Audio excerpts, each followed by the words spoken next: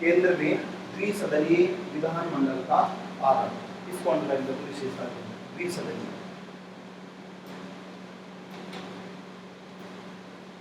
अब देखो आज जो भारत की संसद है वो कितने सदनीय है? 2 सदनीय है। अनुच्छेद 79 ये कहता है कि भारत का एक राष्ट्रपति और 2 सदन, तीनों को सामूहिक रूप से क्या कहा जाएगा? संसद कहा जाएगा। लेकिन राष्ट्रपति क्या होता है? संसद का सदन नहीं होता है। राष्ट्रपति लोकसभा और राज्यसभा से जो बिल जाता है उस पर हस्ताक्षर करता है, इसलिए वो हस्ताक्षर करने के बाद कानून बन जाता है, इसलिए राष्ट्रपति संसद का अभिन्न हिस्सा होता है। ये प्रश्न भी पूछा गया है कि राष्ट्रपति संसद का हिस्सा क्यों होता है? राष्ट्रपति की मंजूरी से ही विधेयक कानून में परिवर्तित होता है। 4 ऑप्शनों में से एक ही ऑप्शन है कि राष्ट्रपति जब हस्ताक्षर करेगा, साइन करेगा, उसके हस्ताक्षर से अब तक जो संसद में था उसको क्या कहा जाता है? अंग्रेजी में बिल कहा जाता है, और इसके हस्ताक्षर होते ही वो क्या बन जाएगा? एक्ट बन जाएगा, जिसको आप संशोधन भी कहते हो, संविधान संशोधन अधिनियम, ऐसे अलग अलग 42वां संविधान संशोधन अधिनियम 1976। इससे पहले जब मैंने आपको ये कहा कि 1773 का एक एक्ट था, इसमें ये प्रावधान किया गया 4+1, 5 लोग थे। 1773 से लेकर 1909 तक जो विधानमंडल था वो क्या था? एक सदनीय था। सदन का नाम विधानसभा ही है, और उसी में क्या है? गवर्नर जनरल होता है। उसके 2 सदन नहीं थे।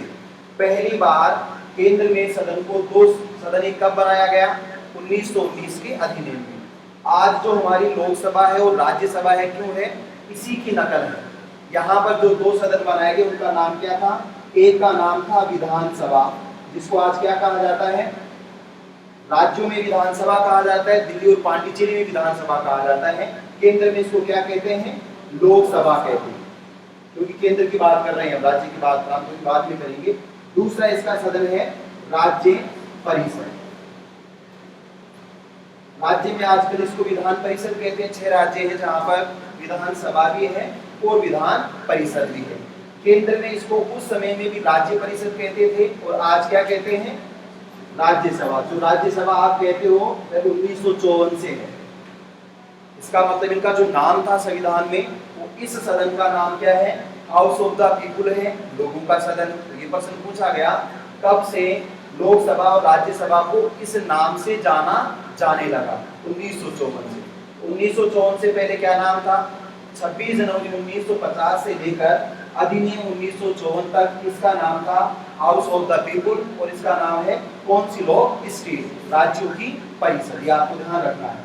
अब ये राज्य परिषद 1919 में थी, ऐसी ही राज्य परिषद को आज राज्यसभा के नाम से जाना जाता है।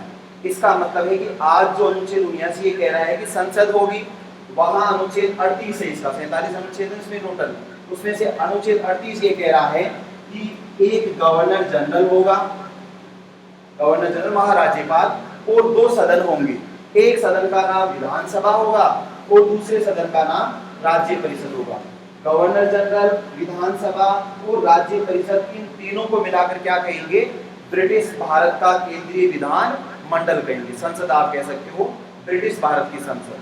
तो कौन सा अधिनियम था जिसके तहत पहली बार केंद्र में, है ना, ध्यान रखना, राज्य पर नहीं है, राज्य में 1935 में लागू होगा।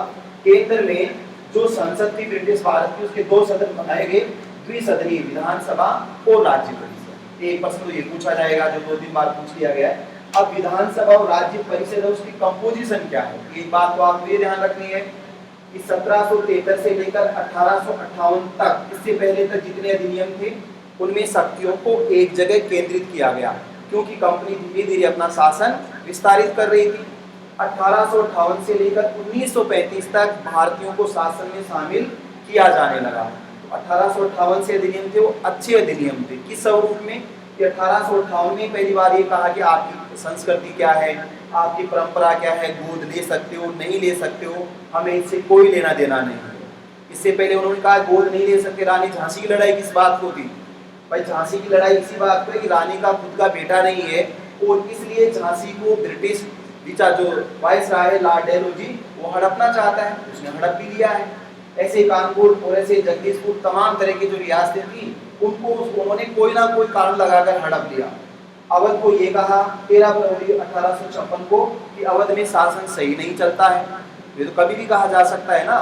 ऐसा कहकर कुशासन का आरोप लगाकर वो हड़प लेते थे। इसके बाद ऐसा कभी नहीं किया गया। इसके बाद राजाओं को कहा आप अपना शासन चलाओ, हमें कोई लेना देना नहीं है, हमें तो पैसा ले लेना जमींदारों से, हमें पैसे दे देना। बाकी जो ब्रिटिश प्रांत होंगे, इस समय 8 ब्रिटिश प्रांत थे 1919 में, ये आपको ध्यान रखना है। 11 ब्रिटिश प्रांतों का मतलब है 1935 में 11 ब्रिटिश प्रांत थे। उसके बाद म्यांमार 1935 में अलग हो गया हमारे से, 1947 में पाकिस्तान अलग हो गया, 1971 में पूर्वी पाकिस्तान और पश्चिम पाकिस्तान, एक का नाम पाकिस्तान रह गया, दूसरे का नाम बांग्लादेश हो गया। तो इसलिए द्विसदनीय विधानमंडल में 2 सदन थे, विधानसभा, और दूसरा सदन था राज्य परिषद। इस राज्य परिषद का वही मतलब है जो आज राज्यसभा का है, लेकिन उस समय की जो राज्य परिषद थी वो स्थायी सदन नहीं था। आज राज्यसभा का कार्यकाल कितना है? सदस्यों का कार्यकाल 6 वर्ष है, और राज्यसभा स्थायी सदन है।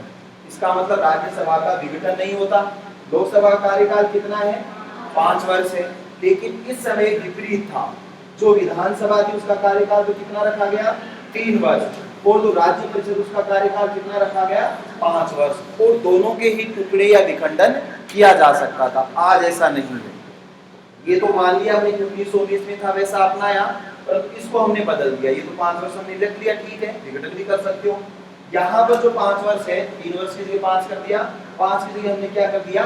6 वर्ष, बाकी वैसा का वैसा, बाकी परिवर्तन नहीं है। इसलिए कुछ अधिनियम हमने 1919 से उपबंध लिए, कुछ 1935 से। देखो इसमें थोड़ा सा विवरण लिख लो इसका। केंद्र में पहले सदन का नाम, केंद्र में पहले सदन का नाम विधानसभा था। केंद्र में पहले सदन का नाम विधानसभा, अंडरलाइन कर दो, विधानसभा था, और दूसरे सदन का नाम राज्य परिषद था। केंद्र में पहले सदन का नाम विधानसभा था, और दूसरे सदन का नाम विधान परिषद था।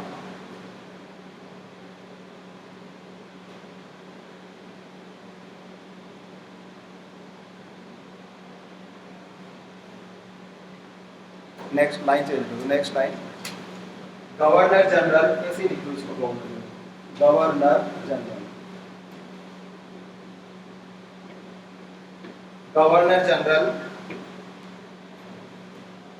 विधानसभा और राज्य परिषद को, गवर्नर जनरल विधानसभा और राज्य परिषद को सामूहिक रूप से, गवर्नर जनरल विधानसभा और राज्य परिषद को सामूहिक रूप से इंपीरियल विधानमंडल कहा जाता था। ये शब्द आएगा वहां पर, इंपीरियल विधानमंडल कहा जाता था। इंपीरियल का मतलब साम्राज्यवाद, इंपीरियल विधानमंडल कहा जाता था।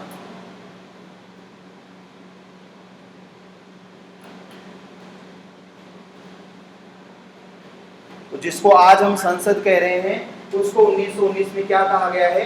इंपीरियल लेजिस्लेचर कहा गया है। केंद्रीय विधानमंडल कह दो, चाहे इंपीरियल विधानमंडल कह दो।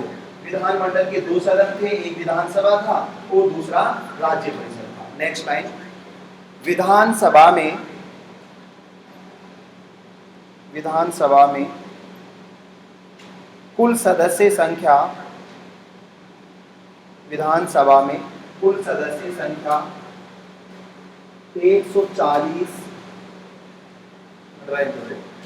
विधानसभा में कुल सदस्य संख्या 140 प्रस्तावित थी, जिसमें से, विधानसभा में कुल सदस्य संख्या 140 प्रस्तावित थी, जिसमें से 100 सदस्य निर्वाचित,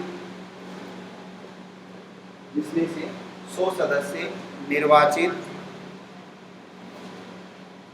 और 40 सदस्य मनोनीत होते थे। जिसमें से 100 सदस्य निर्वाचित को अंडरलाइन करो, निर्वाचित, और 40 सदस्य मनोनीत होते थे। देखो दोनों की संरचना बता देता हूँ। कंपोजिशन सदस्य, आपसे ये नहीं पूछा जाएगा कि सदस्य कितने थे, आपसे ये पूछा जाएगा जो आपको मैं बताता हूँ, ये तो लेजिस्लेटिव असेंबली है, विधानसभा है।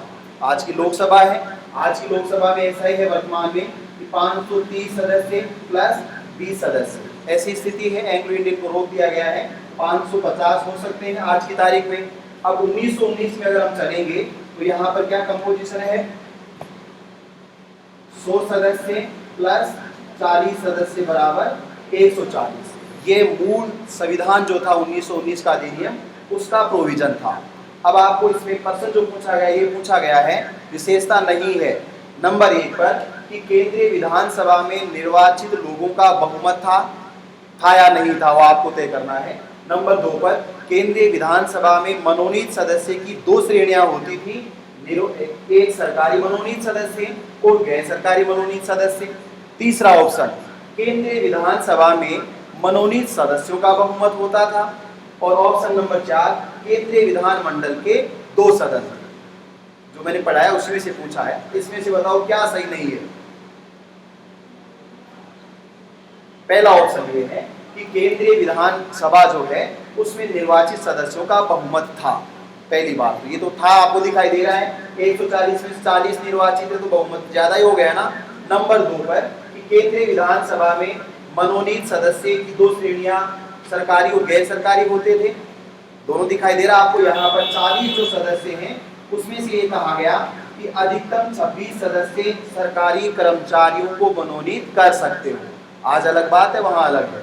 और कम से कम रिमेनिंग जो भी हैं वो गैर सरकारी, ऐसे सदस्य जो चुनाव में नहीं जीते लेकिन आपके जानकार है, आप मनोनीत कर सकते हो। ऐसे सदस्य जो सरकारी हैं लेकिन चुनाव में नहीं जीत सकते, उनको आप मनोनीत कर सकते हो। मनोनीत कौन करता था, गवर्नर जनरल करता था। इसका काम है आज राष्ट्रपति करता है राज्यसभा में, ऐसे ही राज्यपाल को विधान परिषद में 1/6 सदस्यों को मनोनयन की शक्ति है। अपने तो है नहीं राज्य विधान परिषद। इसका मतलब है कि 26 सदस्य, तो वास्तव में क्या उनकी 2 श्रेणियां थी, ये ऑप्शन भी सही है। अब पूछा गया कि केंद्रीय विधानसभा में मनोनीत सदस्यों का बहुमत था, ये नहीं है, ऐसा नहीं है। मनोनीत सदस्यों में इतना जरूर था कि मनोनीत सदस्यों में सरकारी सदस्यों का बहुमत था। वो आप तो इतना ही है, लेकिन आपको ध्यान रखना है नंबर 1 पर कि निर्वाचित सदस्य ज्यादा थे, मनोनीत सदस्य कम थे। फिर उसने आगे पूछा कि निर्वाचित सदस्य कितना भाग था, 5/7 भाग, रिमेनिंग 1/3 भाग इनके पास है। अब जो ऐसे सदस्य हैं जो मनोनीत सदस्य हैं उनमें सरकारी सदस्य ज्यादा हैं।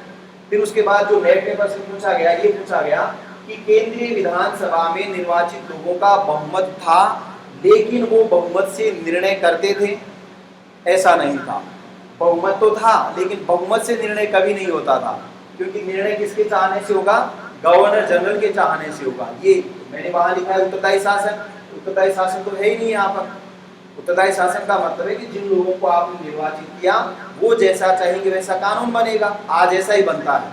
परंतु यहाँ पर न तो मंत्रिपरिषद होती थी और न ही मंत्रिपरिषद होती नहीं थी, तो आप किसको मनोनीत करोगे, किसको बनाओगे सरकार, गवर्नर जनरल को बनाओगे। गवर्नर जनरल की खुद की कार्यकारिणी परिषद होती है और गवर्नर जनरल इन 40 लोगों को क्या करता है, मनोनीत करता है। उसकी बात आप मान जाते तो ठीक है, नहीं मानते तो अध्यादेश जारी कर देगा या आपको कह देगा कि जो है कानून आपने बनाया वो साम्राज्य की सुरक्षा के लिए क्या है, खतरा है। तो 100 सदस्य निर्वाचित थे, 40 मनोनीत थे। 40 में से 26 सरकारी सदस्य होते थे मनोनीत सदस्य और 14 सदस्य गैर सरकारी सदस्य हो सकते थे। ऐसा ही दूसरा जो कंपोजिशन है वह आपकी कौन सी लॉ स्टेट है, दूसरा सदस्य इसमें दिखाई दे रहा है यहाँ पीछे। इसमें भी 2 समूह बनाए गए, अधिकतम सदस्य कितने होंगे, 60 सदस्य हो सकते हैं। इसमें भी ये होगा कि 40 सदस्य निर्वाचित होंगे और 20 सदस्य मनोनीत हो सकते हैं। तो निर्वाचित सदस्य यहाँ भी ज्यादा हैं और मनोनीत सदस्य यहाँ भी कम है, दोनों ही स्वरूप में। लेकिन फिर भी निर्णय किसके अनुसार होता था, गवर्नर जनरल के अनुसार होता था। ऐसा क्यों होता था, जब इसकी विशेषता बढ़ेगी कि गवर्नर जनरल को असीमित शक्तियां दी गई थी, इस कारण से ऐसा होता था। नेक्स्ट लाइन लिखो। 40 मनोनीत सदस्यों में से 40 मनोनीत सदस्यों में से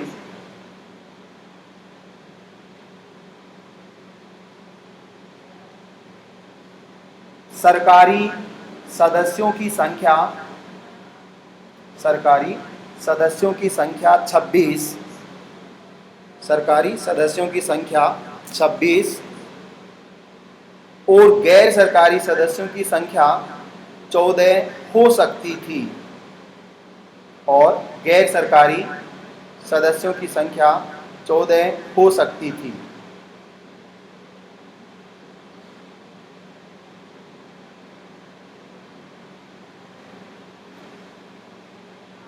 इसका मतलब सरकारी सदस्य ज्यादा थे और गैर सरकारी सदस्य कम थे। सारे गवर्नर जनरल के ही आदमी होते थे।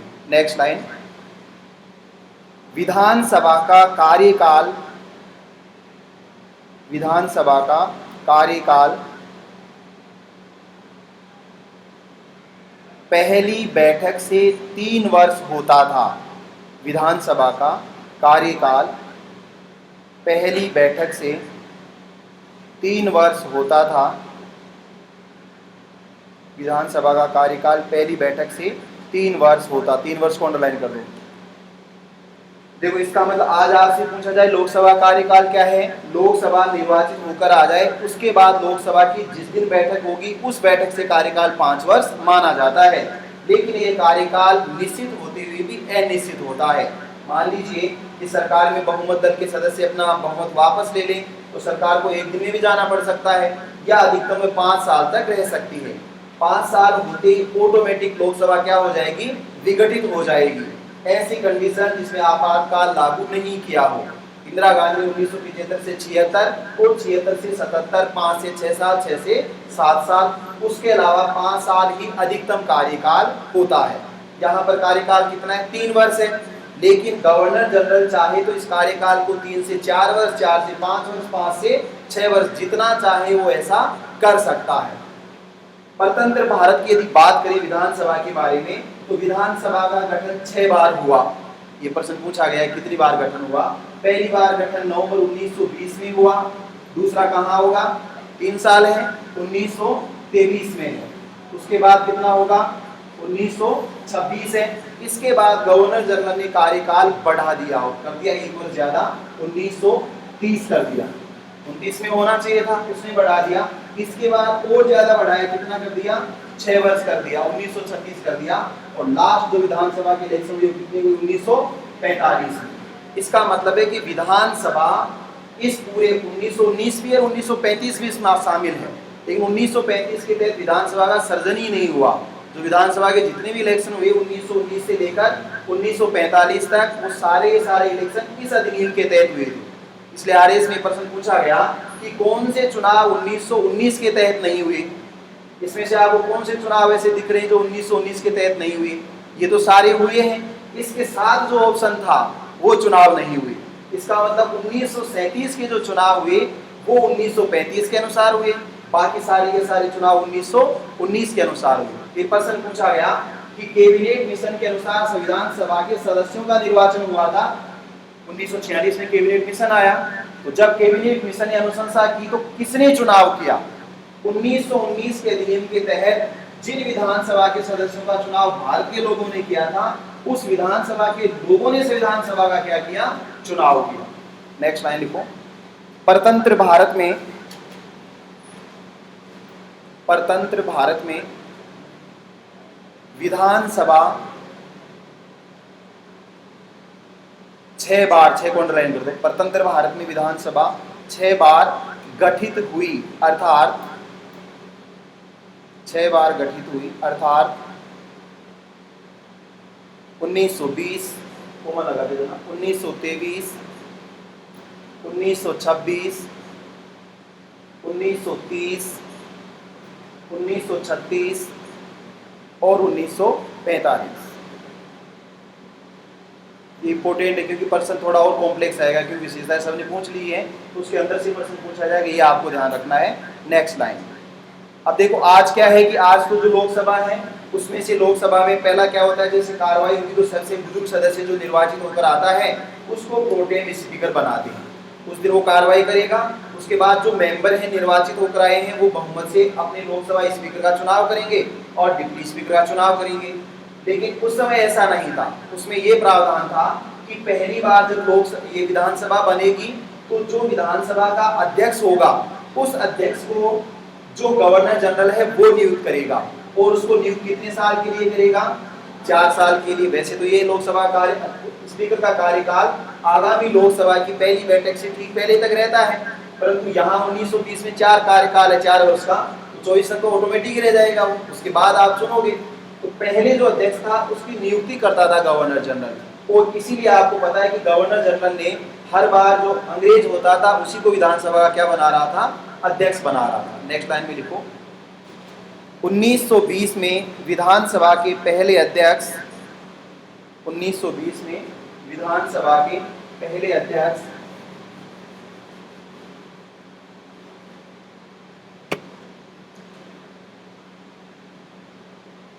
फ्रेडरिक वाहिड को नियुक्त किया गया।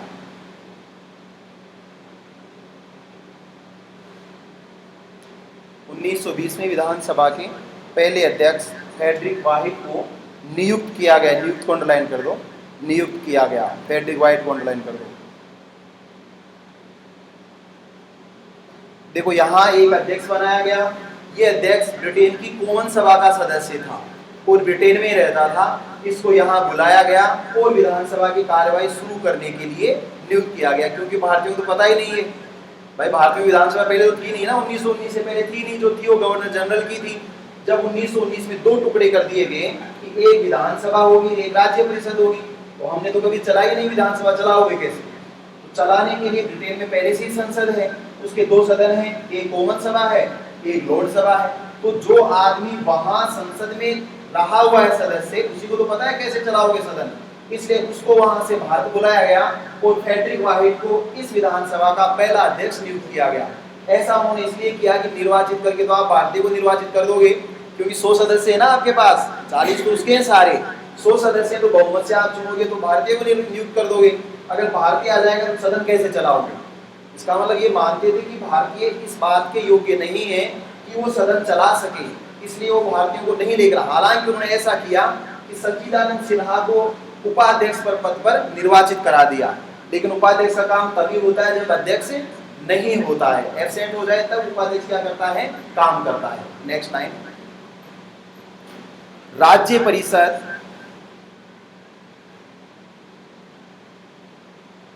दूसरा सदन था, राज्य परिषद दूसरा सदन था जिसके लिए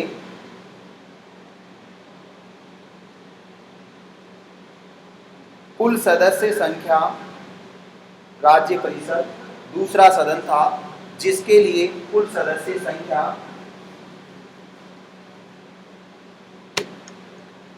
60 सदस्य निर्धारित थी, जिसके लिए कुल सदस्य संख्या 60 सदस्य निर्धारित थी, जिसमें से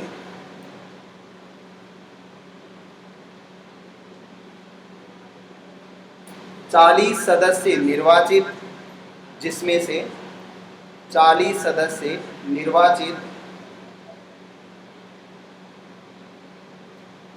और 20 सदस्य मनोनीत होते थे।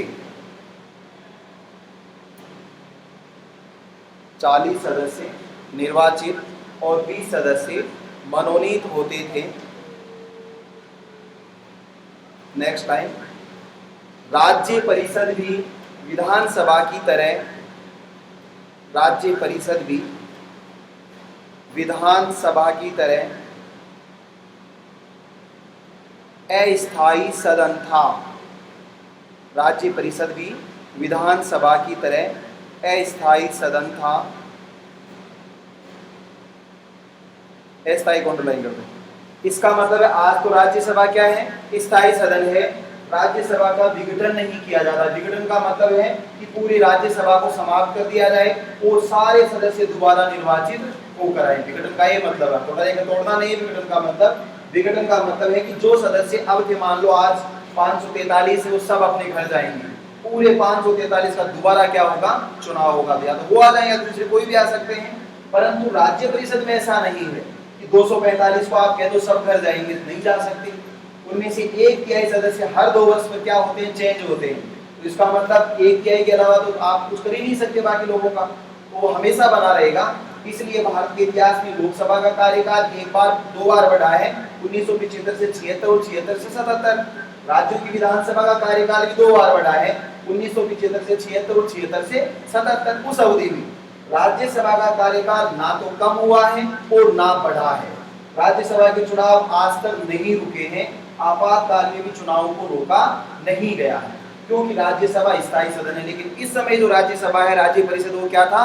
अस्थायी सदन था और उसका कार्यकाल 5 वर्ष था। नेक्स्ट लाइन, राज्य परिषद का कार्यकाल, राज्य परिषद का कार्यकाल 5 वर्ष था। अब देखो यहां जो प्रश्न पूछा गया है, मैंने एक विशेषता बताई अभी तक द्विसदनीय विधानमंडल। अब ये पूछा गया 1919 के अधिनियम की विशेषता नहीं है। ऑप्शन नंबर 1, केंद्रीय विधानमंडल के 2 सदन थे, विधानसभा और राज्य परिषद। ऑप्शन नंबर 1 ये सही है। दूसरा ऑप्शन है कि केंद्रीय विधानसभा और परिषद दोनों ही अस्थायी सदन थे, ये भी सही है। फिर ऑप्शन पूछा गया कि केंद्रीय विधानसभा का कार्यकाल राज्य परिषद के कार्यकाल से अधिक था। सबको ऐसा लगेगा कि वो सही है, बताया ऐसा होगा नहीं। केंद्रीय विधानसभा का कार्यकाल राज्य परिषद से अधिक था। ऑप्शन नंबर 4, राज्य परिषद का कार्यकाल 5 वर्ष था। कौन सा गलत है? तीसरा गलत है, क्योंकि विधानसभा का कार्यकाल तो कम है और राज्य परिषद का कार्यकाल ज्यादा है। नेट 2020 का प्रश्न है, तो आपके लिए नहीं, लेकिन कॉम्प्लेक्स आपसे पूछा जा सकता है। नेक्स्ट लाइन, राज्य परिषद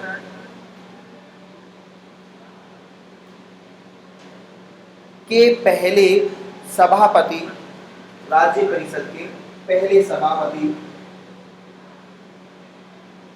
अलेक्जेंडर मूडीवेन को नियुक्त किया गया। राज्य परिषद का पहला सभापति अलेक्जेंडर मूडीवेन को नियुक्त किया गया।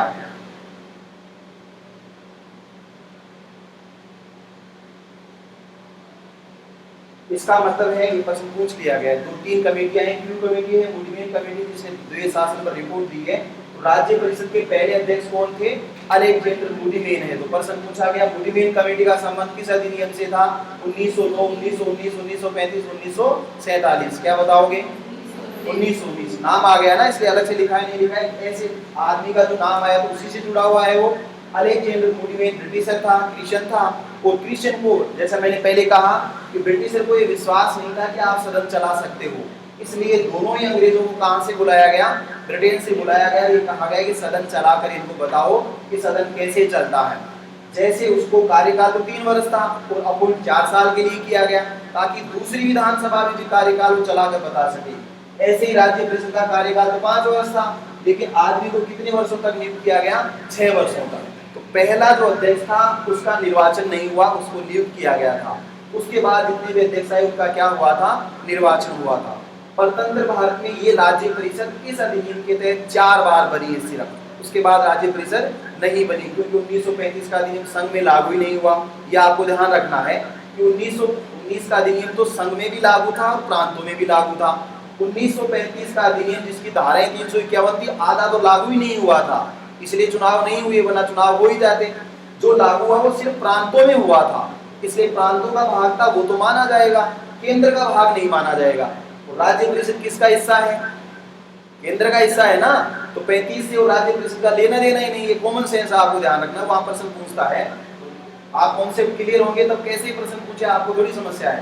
तो अगले को समस्या वो पूछेगा, आप जवाब दे दोगे, जवाब दे दोगे सिलेक्शन हो जाएगा, वो आपकी समस्या नहीं है। इसका मतलब है कि राज्य परिषद को 4 बार सर्जित किया गया। नेक्स्ट लाइन लिखो, परतंत्र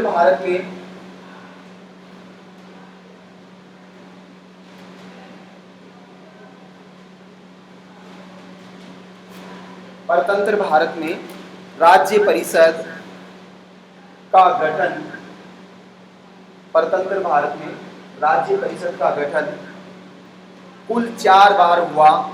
अर्थात परतंत्र भारत में राज्य परिषद का गठन कुल 4 बार हुआ। अर्थात 1921 परतंत्र भारत में राज्य परिषद का गठन कुल 4 बार हुआ। अर्थात 1921, 1926, 1930 और 1934।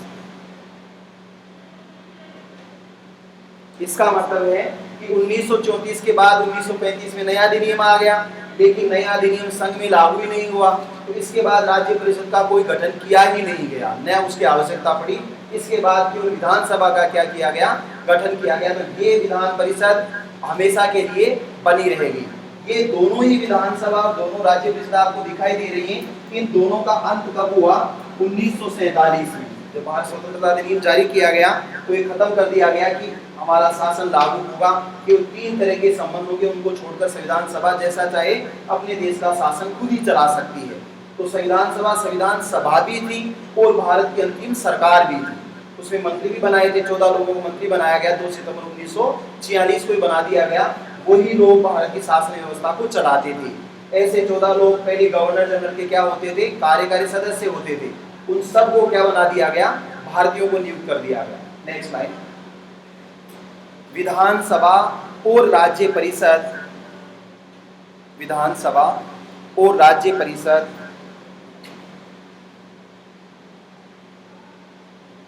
1947 के अधिनियम के साथ ही, विधानसभा और राज्य परिषद 1947 के अधिनियम के साथ ही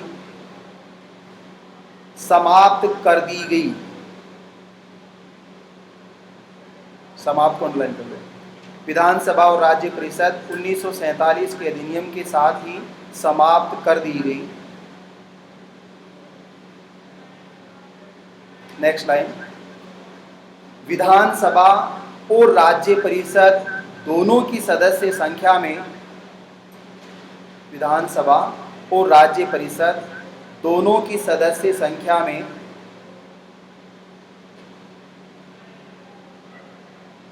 वृद्धि करने का अधिकार, यानी संख्या बढ़ाने का अधिकार, विधानसभा और राज्य परिषद दोनों की सदस्य संख्या में वृद्धि करने का अधिकार गवर्नर जनरल के पास था।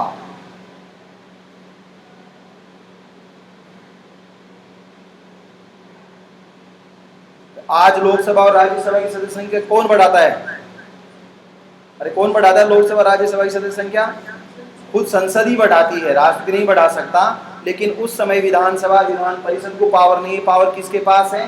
गवर्नर जनरल के पास है। तो कहा जरूर गया कि उत्तरदायी शासन बनाएंगे, लेकिन केंद्र में किसी भी प्रकार का उत्तरदायी शासन नहीं स्थापित किया गया। गवर्नर जनरल जैसा चाहता था वैसा ही होता था। दूसरी विशेषता लिखो।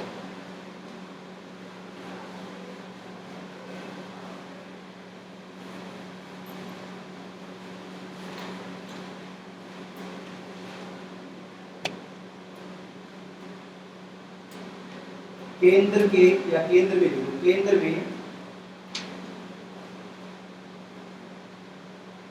में लोक सेवा आयोग का प्रावधान, केंद्र में लोक सेवा आयोग का प्रावधान।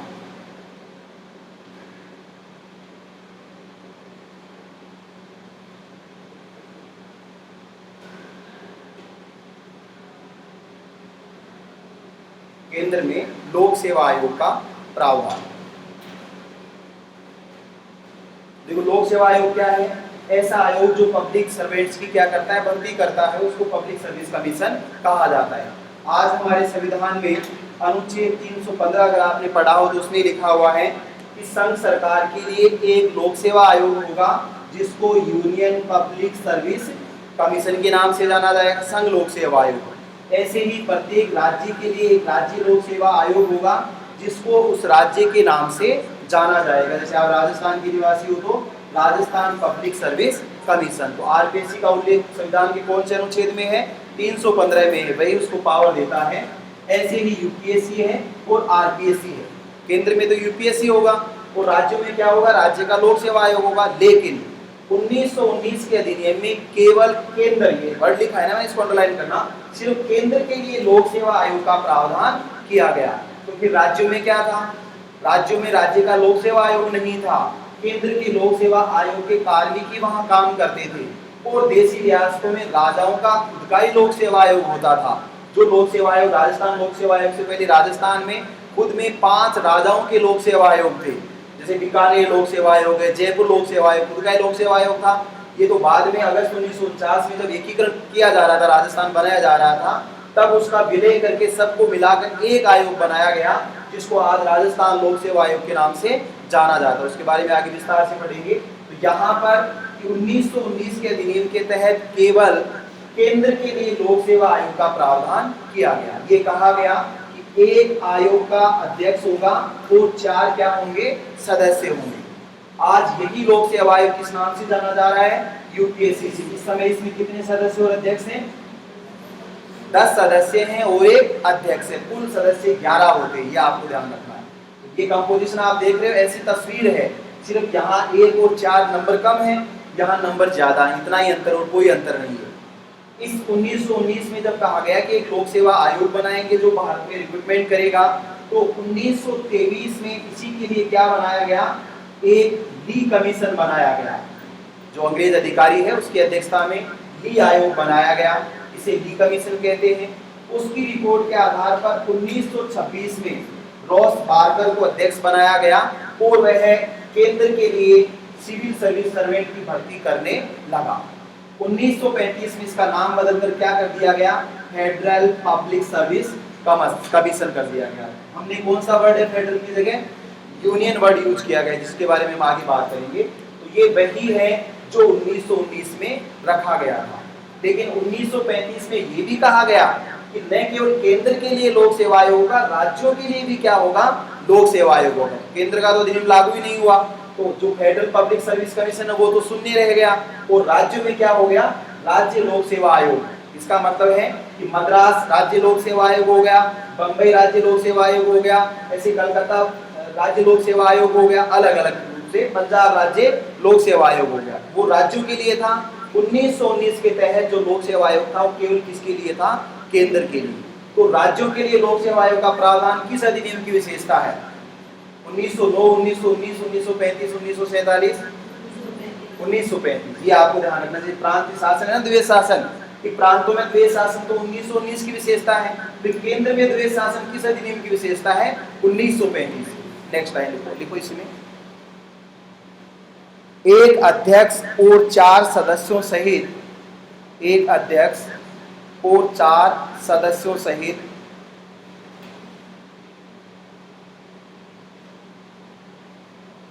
एक अध्यक्ष और 4 सदस्यों सहित एक लोक सेवा आयोग होगा,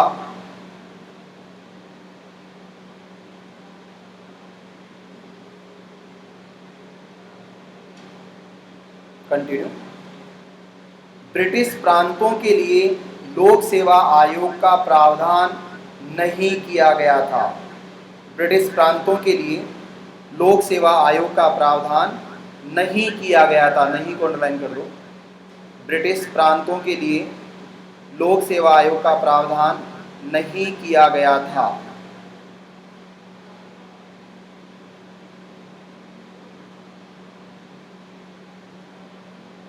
तो सिर्फ आपको यहाँ इतना ध्यान रखना है कि जो 1919 में लोक सेवा आयोग का प्रावधान किया गया वह केवल केंद्र के लिए था, प्रांतों के लिए नहीं था।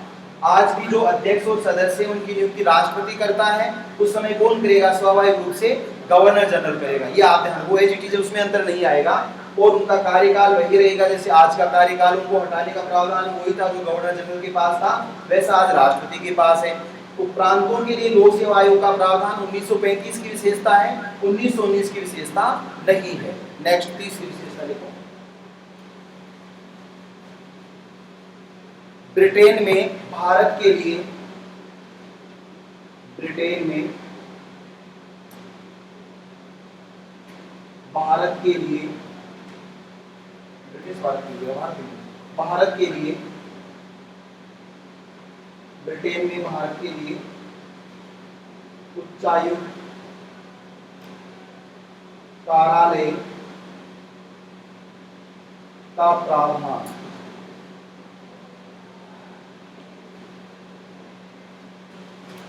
तीसरी विशेषता, ब्रिटेन में भारत के लिए हाई कमिश्नर ऑफिस, उच्चायुक्त कार्यालय का प्रावधान।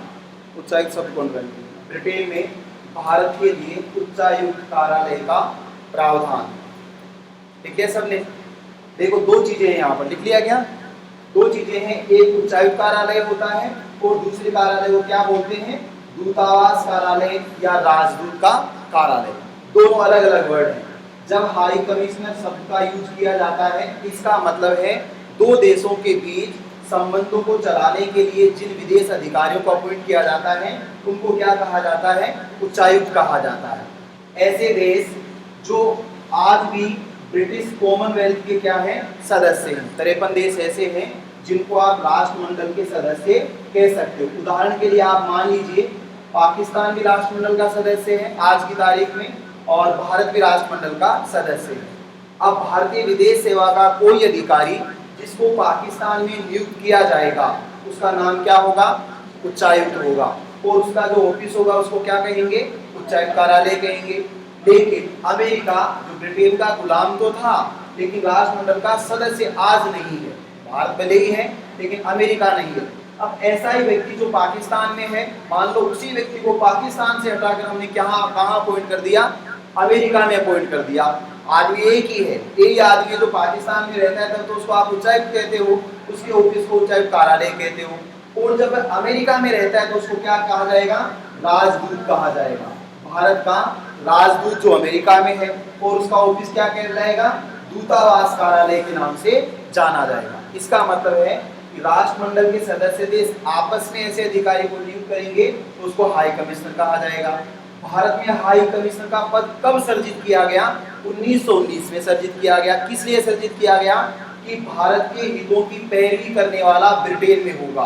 और वह कौन होगा, ऐसा व्यक्ति जो ब्रिटेन की सेवा, सिविल सेवा उसका सदस्य होगा, लेकिन ऐसा व्यक्ति जो भारत में रहा हुआ हो, 10 साल तक उसका अनुभव हो, तो जिसने भारत में सेवा की हो, गवर्नर जनरल बनकर आया हो, गवर्नर बनकर आया हो, कोई भी बनकर आया हो, ऐसे ही व्यक्ति को ब्रिटेन में वापस जाने के बाद क्या बनाया जाता था, हाई कमिश्नर बनाया जाता था। और वह भारत के हितों की ब्रिटेन को पैरवी करने वाला एक अधिकारी माना जाता था।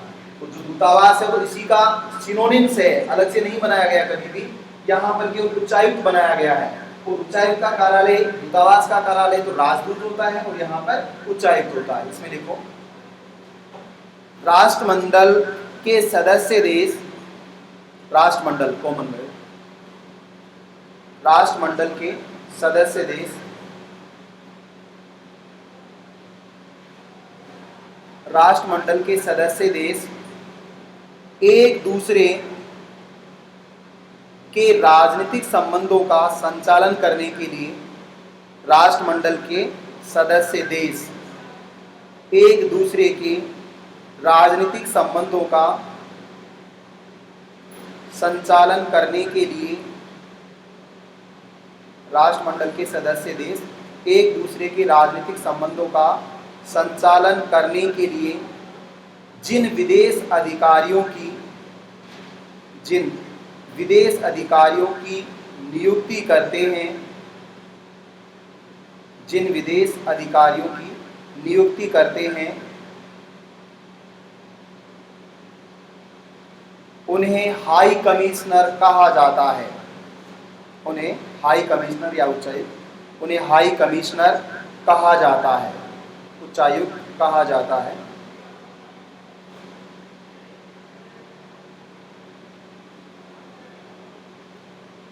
तो आपको सिर्फ इस विशेषता में अंदर से कोई क्वेश्चन नहीं बनता है, क्योंकि यही प्रश्न है कि भारत के लिए, यहाँ है ना और इंडिया लिखा हुआ है, भारत के लिए ब्रिटेन में एक पद सर्जित किया गया जिसका नाम क्या था, उच्चायुक्त।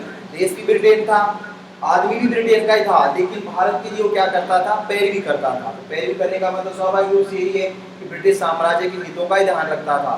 क्योंकि नाम मात्र के लिए ऐसा सर्जित किया गया कि ब्रिटेन जो है इतना सहमति रखता है भारत से कि भारत के राजनीतिक संबंधों के लिए उसने एक पद बनाया है जिसको हाई कमिश्नर का पद कहा जाता है। नेक्स्ट चौथी विशेषता,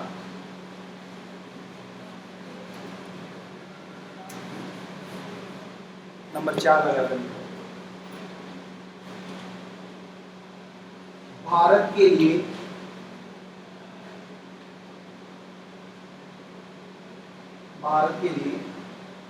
महालेखा परीक्षक, भारत के लिए महालेखा परीक्षक की नियुक्ति का प्रावधान, भारत के लिए महालेखा परीक्षक की नियुक्ति का प्रावधान।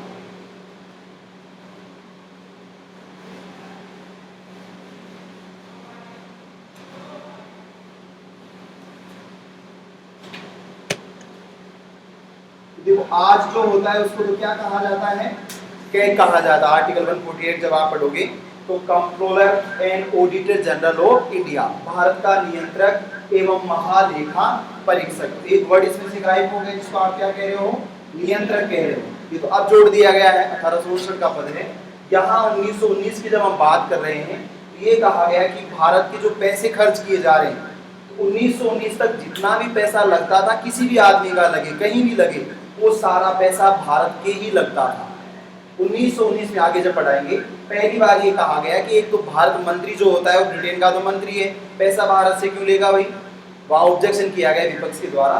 तब 1919 में ये कहा गया कि भारत मंत्री ब्रिटेन का ही मंत्री है तो ब्रिटेन से पैसा लेगा, और जो लोग 15 लोग जो ब्रिटेन भारत मंत्री परिषद की भारत परिषद में रहते हैं, भारत सचिव की जो परिषद है उसमें रहते हैं, वो भी पैसा ब्रिटेन से लें, वो भारत से पैसा क्यों ले, रहते लंदन में है, पैसा भारत से लेंगे, उनकी तनख्वाह भारत देता था।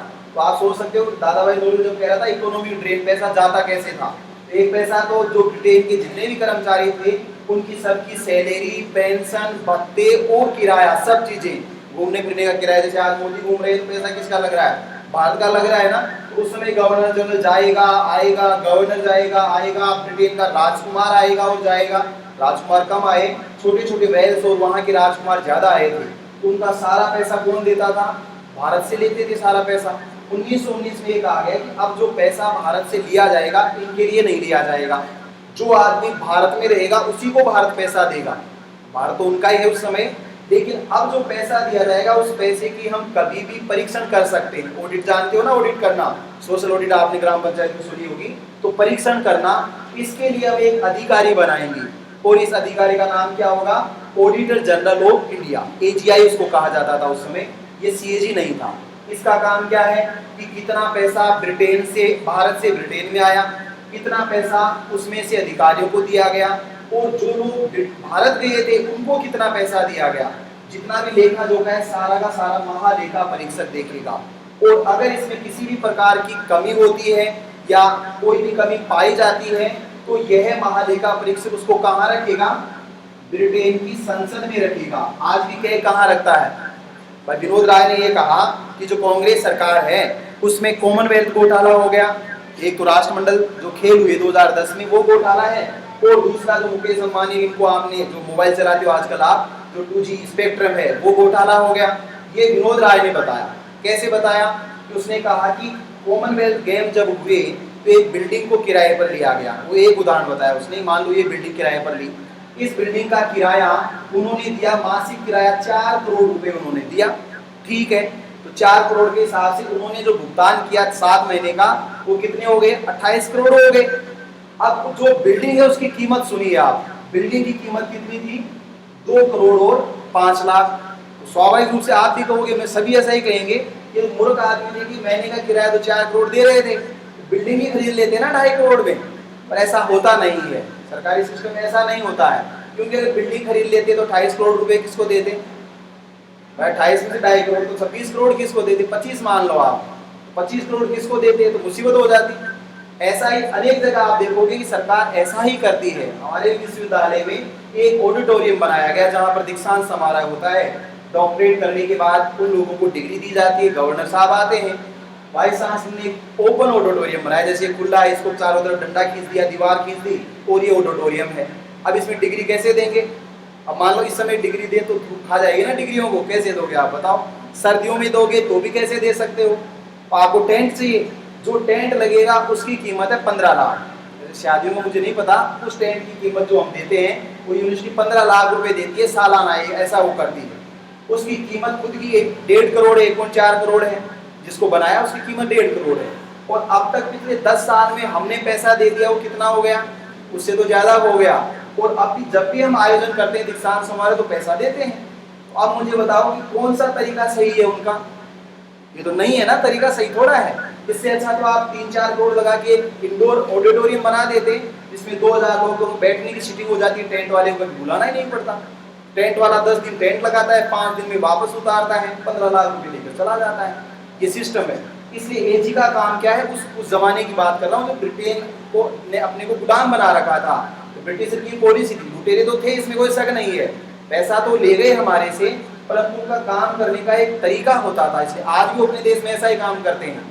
जब देखोगे आप प्रधानमंत्री कि ब्रिटेन का प्रधानमंत्री जब कभी कॉफी शॉपर होता है या उसने ड्रिंक कर लिया महामारी में, तो फेसबुक पर आ गया, तो लोग कहेंगे आपको जवाब देना पड़ेगा, आपने कैसे किया, लोग तो मर रहे हैं, आप है ना मजे कर रहे हो। अपने को थोड़ा पता है आपको कि मोदी जी कहाँ घूम रहे हैं ऐसे महामारी में। अपन नहीं कह सकते मोदी जी सूट कैसे पहन रखे हैं, ऐसा अपन नहीं कह सकते। कुछ देशों में अभी भी ऐसा है, मतलब प्रधानमंत्री उनके लिए कॉमन मैन है, और कॉमन मैन है तो कॉमन मैन की तरह बिहेव करेगा। अगर आप प्रधानमंत्री हो तो आप महामारी में पैसा थोड़े खर्च करोगे, आपको भी वैसे संसाधनों का मितव्ययता यूज करना चाहिए ताकि जनता के लिए पैसा बचे।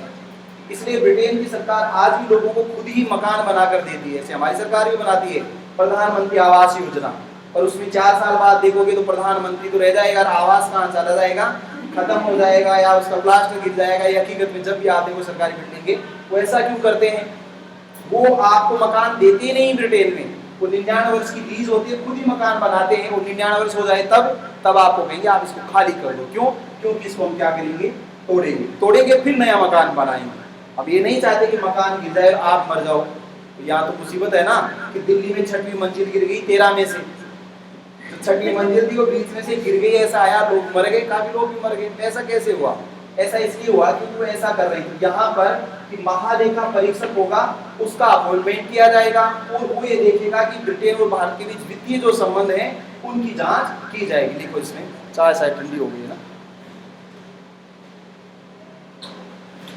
भारत और ब्रिटेन के बीच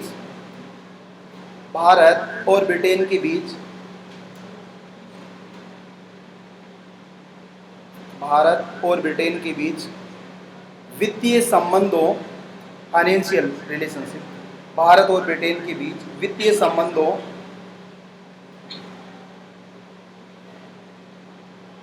का परीक्षण करने के लिए, भारत और ब्रिटेन के बीच वित्तीय संबंधों का परीक्षण करने के लिए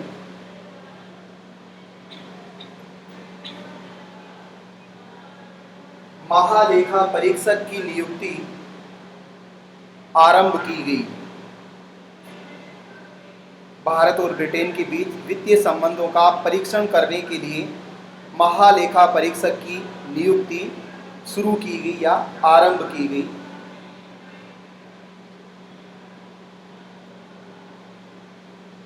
तो इसका मतलब है कि 1919 का पहला ऐसा अधिनियम था जिसमें फाइनेंस की जांच करने के लिए एक अधिकारी को अपॉइंट किया गया, जिसको auditor general of British India के नाम से जाना जाता था। नेक्स्ट 5वीं विशेषता,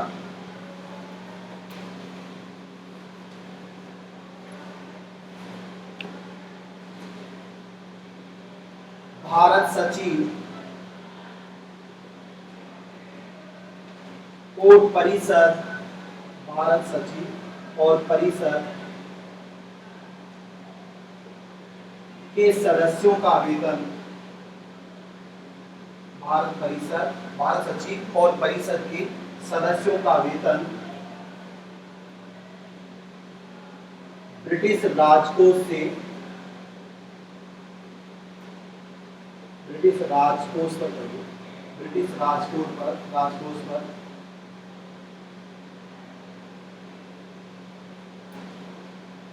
निर्भर होगा। भारत सचिव और परिषद के सदस्यों का वेतन ब्रिटिश राजकोष पर निर्भर होगा।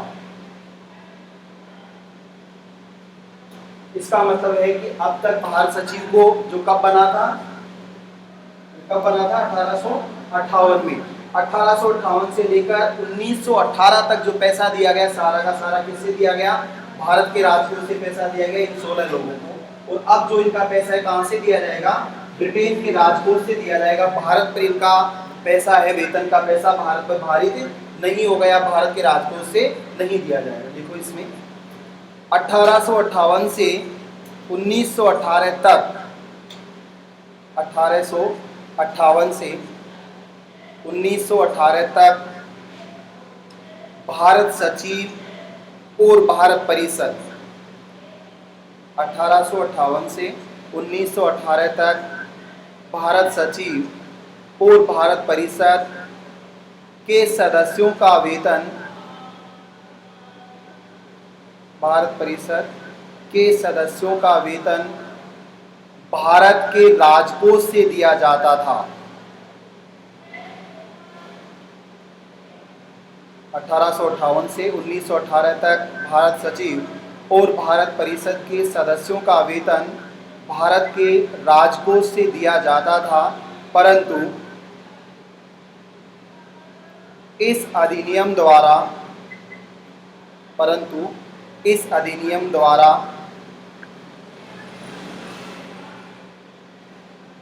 यह ब्रिटिश राजकोष के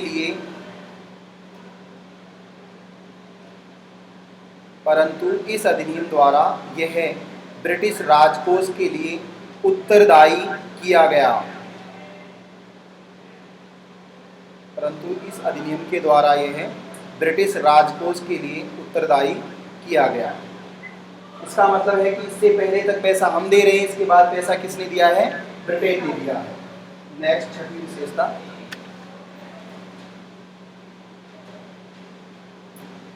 केंद्र और प्रांतों के बीच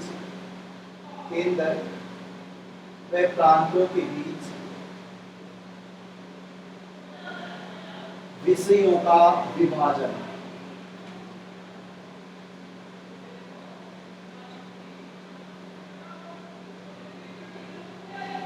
केंद्र व प्रांतों के बीच सब्जेक्ट विषयों का विभाजन। देखो यहाँ दो चीजें आपको ध्यान रखनी है। 1935 के अधिनियम में भी केंद्र और प्रांतों के बीच सब्जेक्ट का मतलब है कि किस विषय पर कौन शासन करेगा। मान लो आपके सामने सड़क है, सड़क क्या है? एक सब्जेक्ट है कि सड़क कौन बनाएगा, सड़क पर चलने का टैक्स कौन लेगा, सड़क की मरम्मत कौन करेगा, देखभाल कौन करेगा, उत्तरदायी हो गया। तो सड़क राज्य बनाएगा, कुछ सड़क भारत सरकार बनाएगी। जो आपके सामने थोड़ा सा आगे चलो, नेशनल हाईवे है, तो जो नेशनल हाईवे किसके कंट्रोल में है? तो गवर्नमेंट ऑफ इंडिया के कंट्रोल में आता है, पैसा सारा वहां जाना पड़ेगा। और जो आपका ये जो प्लॉट वाली रोड है वो किसके कंट्रोल में? नगर पालिका होगी शायद रिंगस में, तो जो नगर पालिका उसके कंट्रोल में आएगा। तो अलग अलग हो गए। तो सड़क ऐसा, इसका मतलब है जनगणना। जनगणना भी क्या है? विषय की गिनती कौन करेगा? भाई सब मना कर दे, गिनती नहीं करेंगे, तो गिनती करेगा कौन? तो काउंटिंग के लिए केंद्र सरकार जनगणना करेगी। तो जनगणना इस समय भी केंद्र का विषय है, उस समय भी ऐसा था। 1935 में विषयों का विभाजन करने के लिए सूची प्रणाली को शुरू किया गया। तो सूची प्रणाली तो 1935 में थी, लेकिन विषयों का विभाजन 1919 में भी था और 1935 में भी था। 1935 में 3 सूचियां थी। संघ सरकार की सूची, प्रांतों की, उसमें प्रांतों की सूची और समवर्ती सूची। इसके अलावा जो विषय होंगे वो गवर्नर जनरल के पास होंगे। अब क्या है? इसको केंद्र की सूची कहते हैं, दूसरी को राज्य सूची कहते हैं, तीसरी को समवर्ती सूची उस समय भी कहते थे, आज भी कहते हैं। इसके अलावा 248A में अवशिष्ट सूची नहीं, अवशिष्ट विषय होते हैं। सूचियां 3 ही होती है, आपको ध्यान, 4 नहीं होती है। तो 3 सूचियों में जो विषय नहीं है वो किसके पास है? भारत सरकार के पास है, संसद के पास, आप ऐसा मान सकते हैं। उस समय गवर्नर जनरल के पास था, परंतु सूची 1919 में नहीं थी। 1919 में ये कहा गया कि कम से कम 46 विषय केंद्र पर सरकार के पास होंगे और कम से कम 50 विषय किसके पास होंगे? प्रांतों के पास होंगे। 8 प्रांत थे और 1 संघ सरकार थी। एक तो गवर्नर जनरल था और 8 क्या थे? गवर्नर थे। और ऐसे ही 13 उस समय क्या थे? कमिश्नर थे। बाद में तो 4 बन गए, आप आगे बढ़ोगे तो चीफ कमिश्नर। ये लोग अलग अलग, तो 46 विषयों पर तो कानून कौन बनाएगा? केंद्र बनाएगा, गवर्नर जनरल बनाएगा, उसकी परिषद बनाएगी, विधानसभा बनाएगी और राज्य परिषद बनाएगी। और 50 विषयों पर कानून कौन बनाएगा? गवर्नर बनाएगा, गवर्नर की कार्यकारिणी परिषद बनाएगी और गवर्नर की विधानसभा बनाएगी। उस समय राज्यों में, प्रांतों में 1 सदन ही होता था।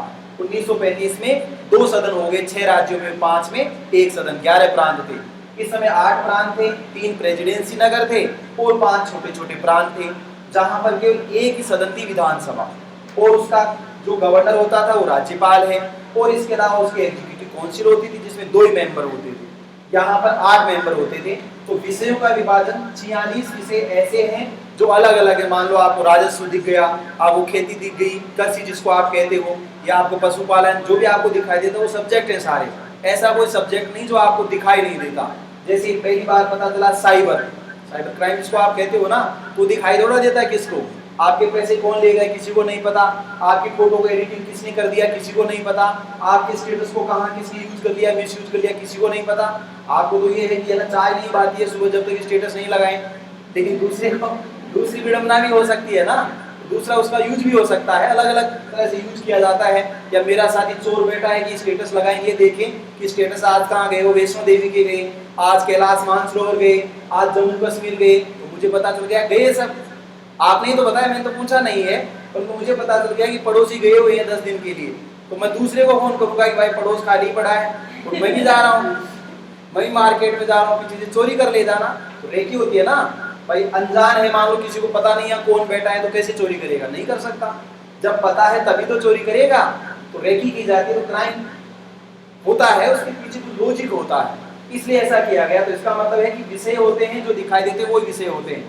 46 विषय केंद्र के पास थे, 50 विषय 8 प्रांतों के पास थे। लिखो इसमें, शासन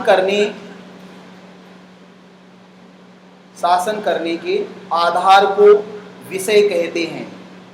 शासन करने के आधार को विषय कहते हैं।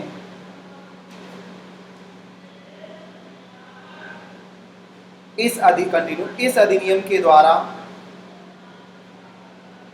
शासन करने के आधार को विषय कहते हैं।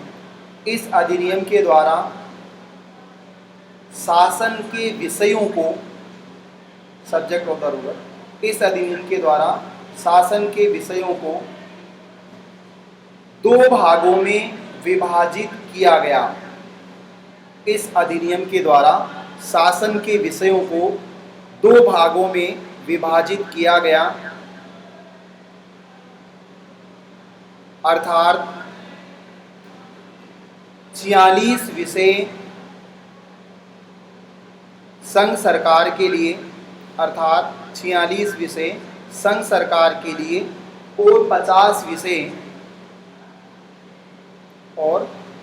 विषय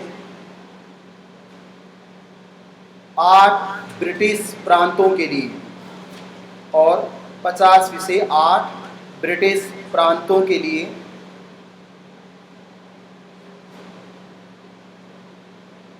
देखिए इसका मतलब है शासन विषय क्या होता है, सब्जेक्ट ये तय करता है कि कौन शासन करेगा। मान लीजिए शिक्षा है, तो शिक्षा कौन सी शिक्षा है, उच्च शिक्षा है, माध्यमिक शिक्षा है या प्राथमिक शिक्षा है, अलग अलग हो गया। तो शिक्षा पर कानून कौन बनाएगा, राज्य भी कानून बना सकता है और संघ सरकार भी कानून बना सकती है। लेकिन उच्च शिक्षा है उसके लिए संघ सरकार ज्यादा उत्तरदायी है, प्राथमिक शिक्षा के लिए खुद राज्य सरकार उत्तरदायी है। 6 से 14 वर्ष की आयु के बालक और बालिकाएं हैं, उनको शिक्षा देना उन बालकों का क्या है, फंडामेंटल राइट्स है और स्टेट की ड्यूटी है। लेकिन आप ये कहो कि साहब मुझे भी शिक्षा दो क्योंकि मैं बीएड करना चाहता हूँ फ्री में, अगर ऐसा कहा कि फंडामेंटल राइट्स है तो आपको शिक्षा नहीं दी जाएगी। तो विषय का मतलब है कि कोई भी काम राज्य करता है तो विषय के आधार पर करता है, ऐसे काम नहीं कर सकता। जैसे पंचायती राज में आपको पता है कितने विषय दिए गए हैं, 29 विषय दिए गए हैं।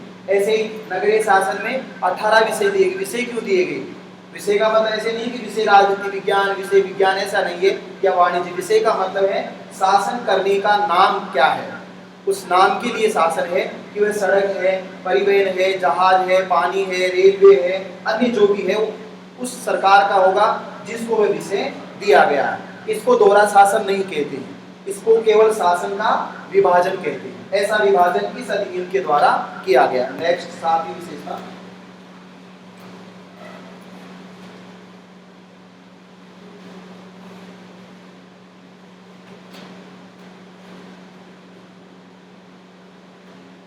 ब्रिटिश प्रांतों में द्वैध शासन की स्थापना। ब्रिटिश प्रांतों में द्वैध शासन की स्थापना।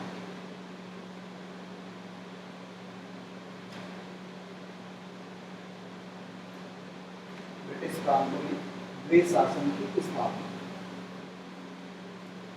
तो देखिए यहाँ मैंने पहले ही बताया था आपको, जिसको आप ब्रिटिश भारत कहते हो, ये ब्रिटिश भारत, और इस ब्रिटिश भारत का शासन संचालन करने के लिए दो अलग अलग इकाइयां हैं, जो इकाई ब्रिटिश भारत की है और जो इकाई ब्रिटिश भारत की नहीं है।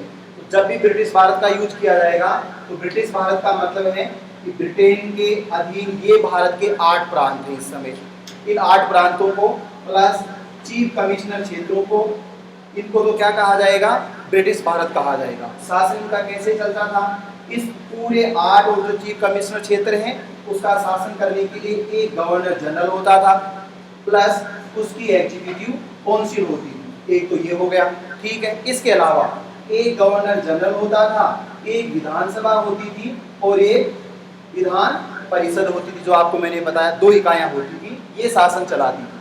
प्रांतों में शासन कैसे चलता था, हर प्रांत में 8 ब्रिटिश प्रांत हैं इस समय, हर प्रांत में क्या होगा, एक गवर्नर होगा।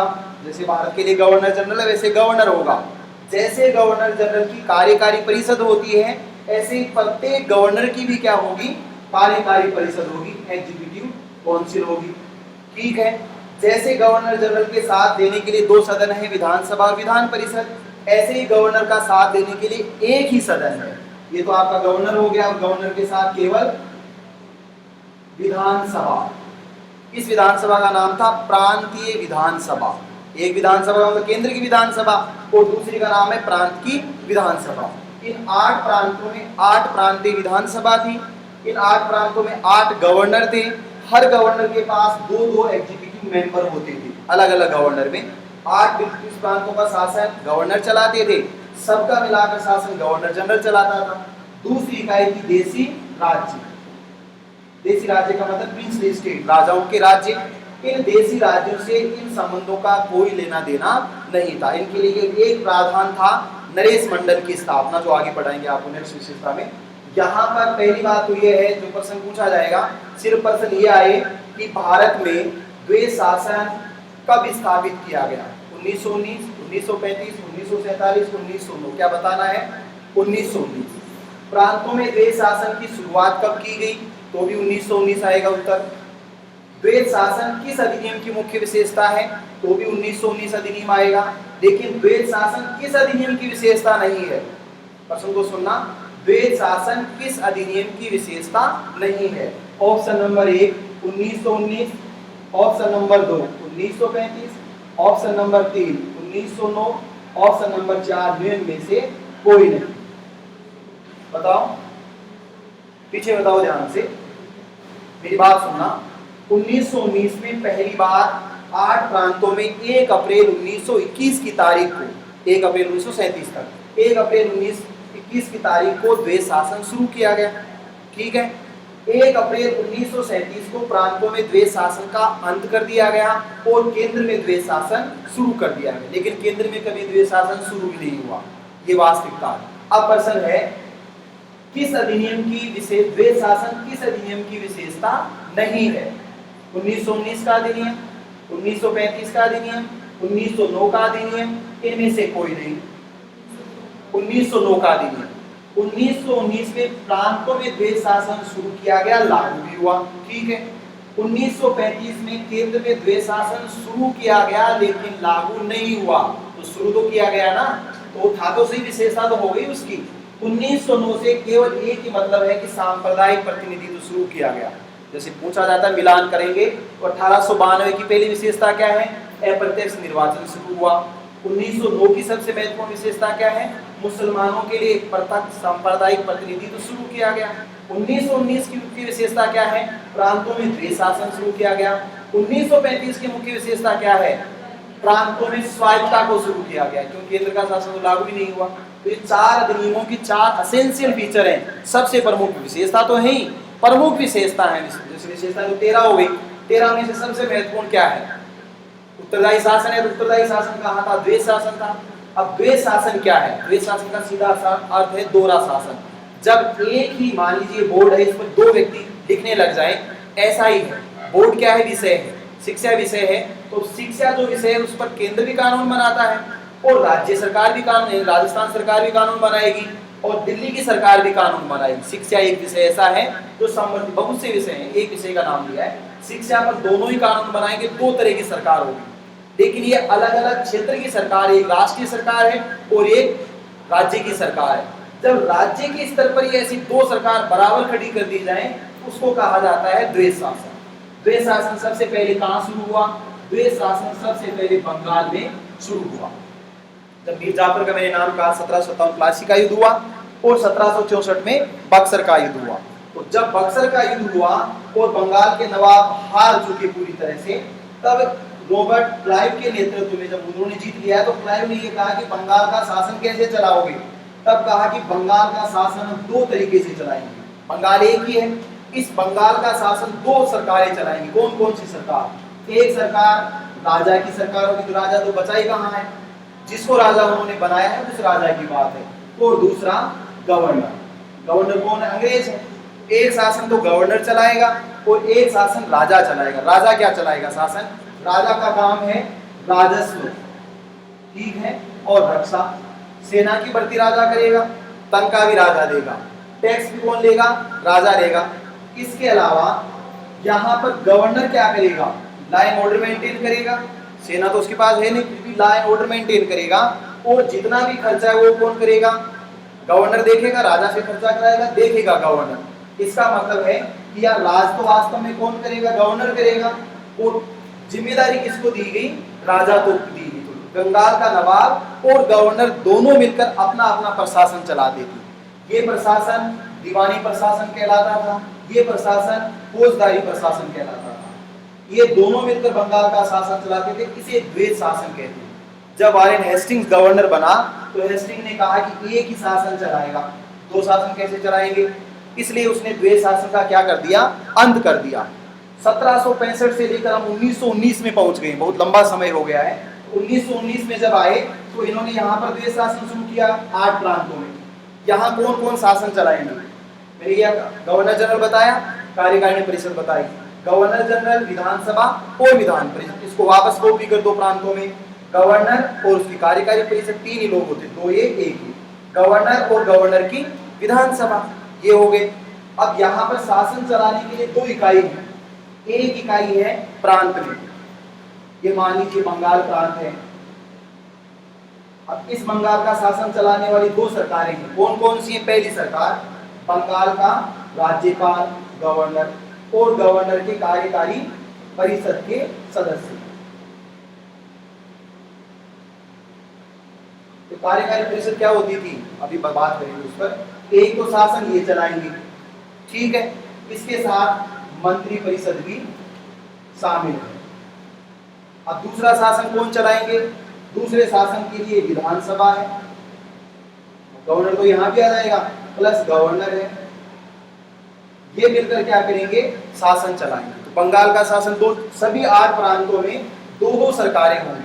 एक सरकार जिसमें गवर्नर एक ही होगा दोनों जगह, जैसे राष्ट्रपति भारत का राष्ट्रपति लोकसभा राज्यसभा के साथ भी है और प्रधानमंत्री और मंत्रिपरिषद के साथ भी, कार्यपालिका का हिस्सा भी है और विधायिका का हिस्सा भी है। ऐसे ही जो गवर्नर है वो यहाँ भी है और गवर्नर यहाँ भी है। यहाँ तो जो प्रांत के चुने हुए लोग हैं वो है विधानसभा में, उनकी मंत्रिपरिषद भी हिस्सा हो सकती है, गवर्नर भी हो सकता है। तो कुछ विषय इनको दिए गए और कुछ विषय इन्होंने रख लिए। कौन से विषय? मान लो ये कानून बनाएंगे तो किस पर कानून बनाएंगे बताना तो पड़ेगा। ये जो कानून बनाते थे उसको कहा गया हस्तांतरित विषय, ट्रांसफर्ड सब्जेक्ट। और ये जो कानून बनाते थे उनको क्या कहा गया? आरक्षित। तो देखो वर्ड में जो लिखा हुआ ना शब्द में महत्वपूर्ण है। जब आप रिजर्व कह देते हो ना, रिजर्व तो रिजर्वेशन से नहीं है, मान लो सीट रिजर्व है तो आप नहीं बैठ सकते वहां पर। जिसके लिए रिजर्व कोई बैठेगा, वो आएगा तो आपको उठा देगा, आप क्या करोगे? और यहाँ क्या है? हस्तांतरित, ट्रांसफर किया गया है। आप भी बैठ सकते हो, कहते बैठ जा भाई पास में, बैठना तो नहीं बैठ, पट्टा करा रखा है क्या? ऐसे तो कहते हैं तो पट्टा नहीं है ना, उसका रिजर्व नहीं है तो कोई भी बैठ सकता है। आपने देखा होगा कभी रेलवे में जाते हैं तो आपने सोचा पहले वो सो रहा था आदमी की मेरी सीट है, फिर बाद में भीड़ आई, धीरे धीरे पता चला कि उस सीट पर एक आदमी सो रहा था, 1 घंटे बाद उस सीट पर 5 आदमी बैठे थे। ऐसा कैसे हुआ? ऐसा इसलिए हुआ कि वो ट्रांसफर सब्जेक्ट का क्या है? मैटर है। तो हस्तांतरित विषयों पर तो कानून कौन बनाएगी? प्रांत की विधानसभा बनाएगी, इतना मान लो। और जो आरक्षित विषय उस पर कानून कौन बनाएगा? गवर्नर बनाएगा, गवर्नर की कार्यकारिणी परिषद बनाएगा। एक तो गवर्नर होता था और 2 इसके सदस्य होते थे। यही क्या थी? एग्जीक्यूटिव काउंसिल होती थी। और यहाँ पर अलग अलग प्रांतों की अलग अलग सदस्य संख्या होती थी, विधानसभा होगी और गवर्नर होगा। मंत्री परिषद का प्रावधान पहली बार 1919 के अधिनियम में शुरू किया गया, लेकिन केंद्र में मंत्री परिषद नहीं होती थी, केवल प्रांत में क्या होती थी, मंत्री परिषद होती थी। इसलिए एक ही स्तर पर राज्य और अलग अलग नहीं, मान लो एक ही राज्य का शासन, ये प्रांत बंगाल प्रांत है, बंगाल का शासन दो जगह के द्वारा चलाया जाता है। कुछ विषयों पर कानून गवर्नर बनाता है और कुछ विषयों पर कानून विधानसभा बनाती है। ऐसे शासन को द्वैध शासन कहा जाता है। और इस द्वैध शासन को पहली बार लाने वाला आदमी कौन था, कर्टिस था। कर्टिस ने कहा कि जब लोग कहना नहीं माने या लोग कहें कि पावर हमें भी मिलनी चाहिए तो टुकड़े कर दो पावर के। उसको ये नहीं पता था कि सरकार के अंग बना दिए, उसने कहा टुकड़े कर दो, तो टुकड़े करने से दो पावर सेंटर हो जाएंगे। इसलिए इसको क्या कहा जाता है, द्वैध शासन। डाई की जो वर्ड है डी प्लस आर्किया से बना है, डाई का मतलब यहाँ दो से है और ARCHI आर्किया का मतलब है शासन से। जब शासन एक ही स्तर का शासन दो सरकार चलाती है तो इसको क्या कहते हैं, दोहरा शासन और यहाँ द्वैध शासन। देखो इसमें समझ में तो आ गया ना, द्वैध शासन प्रश्न आता रहता है इसका ना। देखो इसमें द्वैध शासन का मतलब है, द्वैध शासन का मतलब है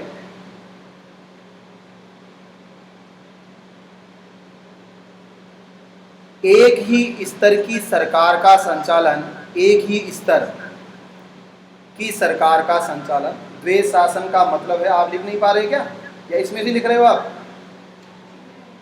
अच्छा, द्वैध शासन का मतलब है एक ही स्तर की सरकार का संचालन दो सरकारों के द्वारा किया जाना। एक ही स्तर की सरकार का संचालन दो सरकारों के द्वारा किया जाना। नेक्स्ट लाइन, द्वैध शासन लिख लिया ना सर ने, कोई रह तो नहीं गया? द्वैध शासन 1919 के अधिनियम द्वारा, द्वैध शासन 1919 के अधिनियम द्वारा 1 अप्रैल 1921 से, अंडरलाइन कर देना, द्वैध शासन 1919 के अधिनियम द्वारा 1 अप्रैल 1921 से 1 अप्रैल 1937 तक, 1 अप्रैल 1921 से 1 अप्रैल 1937 तक ब्रिटिश भारत के, द्वैध शासन 1919 के अधिनियम द्वारा 1 अप्रैल 1921 से 1 अप्रैल 1937 तक ब्रिटिश भारत के 8 प्रांतों में, 8 प्रांतों में उसके आगे कोष्टक बनाओ, कोष्टक में लिखो बंगाल, मद्रास, बंबई, पंजाब,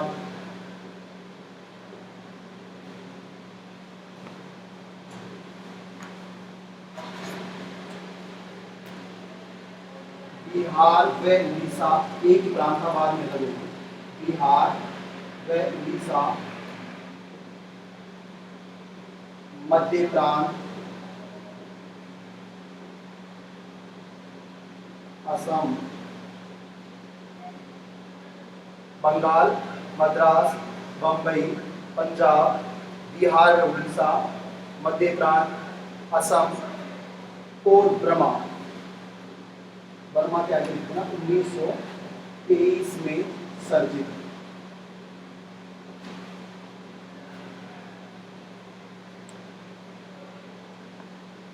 बंगाल, मद्रास, बंबई की 3 प्रेसिडेंसी में, पंजाब चौथा प्रांत, बिहार और उड़ीसा 5वां प्रांत, मध्य प्रांत 6वां प्रांत, असम 7वां प्रांत था और बर्मा या म्यांमार जिसको कहा जाता है वो 8वां प्रांत था। 1923 में सर्जित। ये तो 1919 में ही थे, इसको 1921 में थे, इसमें 1923 में इसको लागू किया गया। 8 ब्रिटिश प्रांत थे। ये जो बर्मा है वो 1935 में हमारे से अलग हुआ था। तो म्यांमार या इसका ये नहीं कि अपन कब्जा कर रहे हैं, म्यांमार अपना ही देश था, लेकिन 1935 में म्यांमार को हमने क्या कर दिया, ब्रिटिश भारत से अलग कर दिया। इन 8 प्रांतों में इसको लागू किया गया, 8 प्रांतों में लागू था। ब्रिटिश भारत के 8 प्रांतों, उसका एक पोस्टर बनाकर प्रांतों का नाम में लागू था। नेक्स्ट लाइन, द्वैत शासन का संचालन करने वाली दो इकाइयां, द्वैत शासन का संचालन करने वाली दो इकाइयां, द्वैत शासन का संचालन करने वाली दो इकाइयां, नंबर 1 लगाकर दो इकाइयां, नंबर 1 गवर्नर प्लस उसकी कार्यकारी परिषद।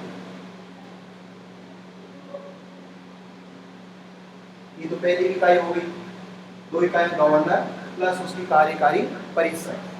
और नंबर 2 गवर्नर और, पूरा नाम लिख देना, गवर्नर और प्रांतीय विधान सभा। ये दूसरी इकाई हो गई, गवर्नर और उसकी कार्यकारी परिषद एक नंबर पर, नंबर 2 पर गवर्नर और प्रांतीय विधान सभा। एक यहाँ पर आपको ये भी ध्यान रखना है, इसका मतलब दो इकाइयां थी, दोहरा शासन चलाने की दो सरकार थी। प्रांत का ही शासन मानो बंगाल है या मद्रास है या बंबई है, इन तीन को प्रेसिडेंसी नगर कहते थे, हुकुम का इलाका या गवर्नर के प्रांत कहते थे। सारे के सारे 8 प्रांतों में 8 गवर्नर थे। हर गवर्नर की अपनी क्या होती थी, कार्यकारी परिषद होती थी। जो गवर्नर जनरल की कार्यकारी परिषद थी उसमें 8 सदस्य थे इस समय, और जो यहाँ कार्यकारी परिषद थी, हर परिषद में कितने सदस्य थे, 2 सदस्य। यहाँ 8 में से कम 2 भारतीय, अधिकतम 3 भारतीय, और यहाँ 2 में से कम 1 भारतीय का प्रावधान था।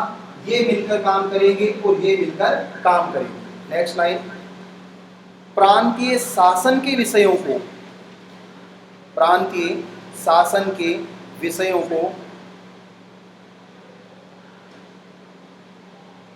2 भागों में बांटा गया। प्रांतीय शासन को प्रांतीय शासन के विषयों को 2 भागों में बांटा गया। प्रांतीय शासन के विषयों को 2 भागों में बांटा गया। नंबर 1, 2 भागों में बांटा गया। नंबर 1 आरक्षित विषय,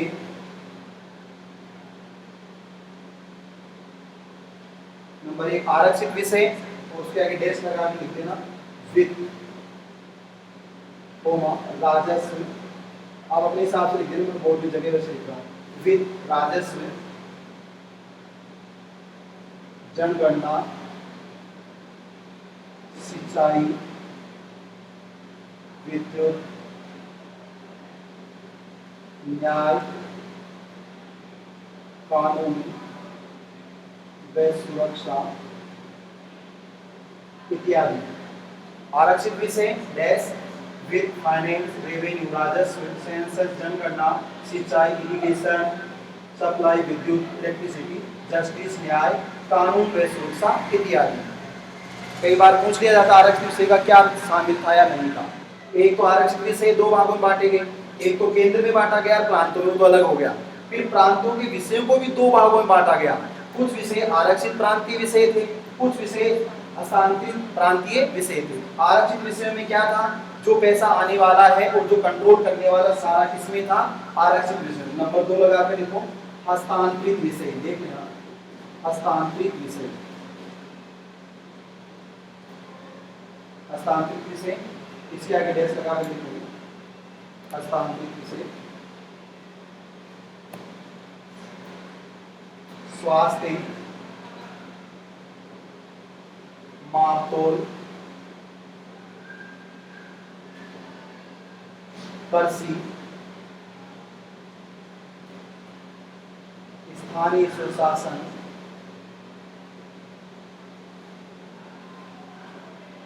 पशुपालन,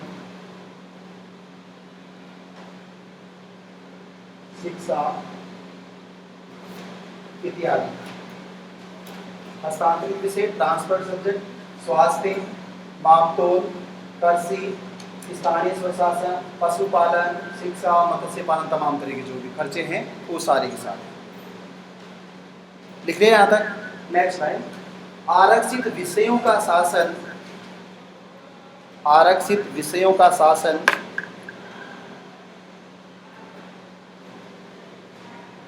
गवर्नर और उसकी कार्यकारी परिषद आरक्षित विषयों का शासन गवर्नर और उसकी कार्यकारी परिषद चलाते थे। आरक्षित विषयों का शासन गवर्नर और उसकी कार्यकारी परिषद चलाते थे। नेक्स्ट लाइन, हस्तांतरित विषयों का शासन, हस्तांतरित विषयों का शासन गवर्नर और प्रांतीय विधानसभा, हस्तांतरित विषयों का शासन गवर्नर और प्रांतीय विधानसभा चलाती थी।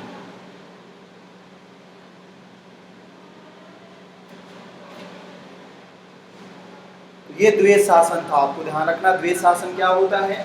द्वैध शासन में कितने विषय थे, आरक्षित विषय में क्या आते हैं, हस्तांतरित विषय में क्या आते हैं। आरक्षित विषय कौन चलाता था, कानून इन पर कौन बनाता था, और हस्तांतरित विषय पर कानून कौन बनाता था। एक लाइन और लिख लो, द्वैध शासन का जनक लियोनोस क्रेटिस को माना जाता है। द्वैध शासन का जनक लियोनेस कर्टिस को माना जाता है। द्वैध शासन का जनक लियोनेस कर्टिस को माना जाता है।